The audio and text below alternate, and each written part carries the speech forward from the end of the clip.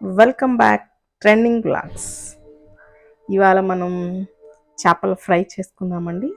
నా దగ్గర ఒక 6 పీసెస్ ఉన్నట్టున్నాయి.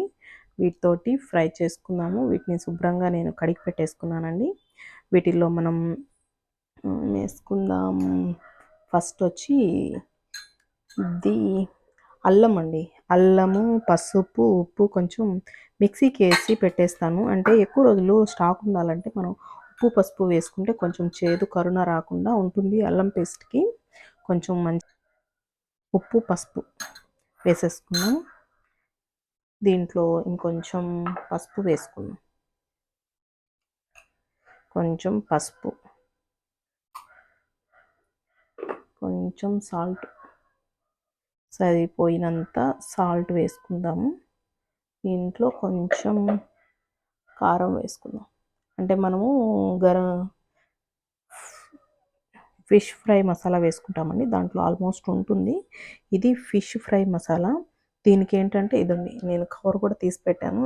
ఇది కొంచెం నాకు టేస్ట్ మంచిగా అనిపించిందండి. అందుకోసం అని చెప్పి నేను దీన్నే తెచ్చుకుంటాను వెళ్ళినప్పుడల్లాను.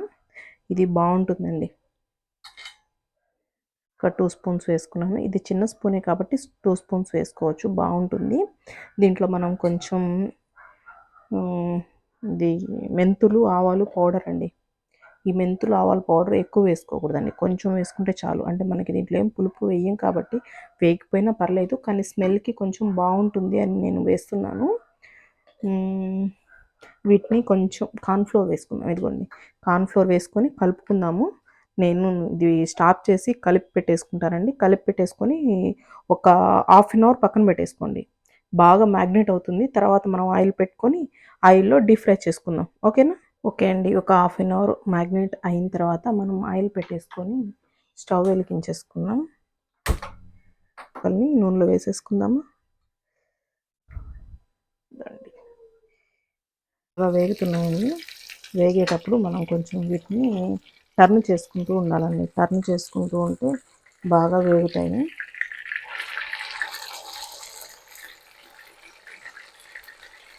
చిన్న బండి కాబట్టి నేను కొంచెం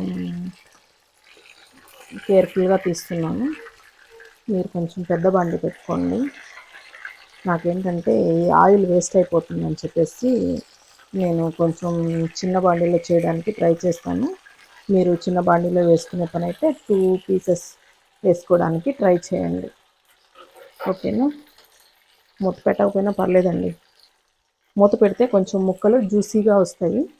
మూత పెట్టకపోతే కొంచెం డ్రై పీసెస్ లాగా వస్తాయి. మీకు ఎలా నచ్చితే అలా చేసుకోండి. చూసారా, ఒక చిన్న క్యూట్ మిర్చి ఫ్యామిలీ. మీకు కూడా కనిపిస్తుందా? నాకు మాత్రమే కనిపిస్తుందా? ఎలా ఉందండి నా ప్లేటింగ్? చూసారా? మీకు ఎవరికైనా నా ప్లేటింగ్ నచ్చితే కామెంట్ చేయండి, లైక్ అండ్ షేర్ చేయండి ప్లీజ్.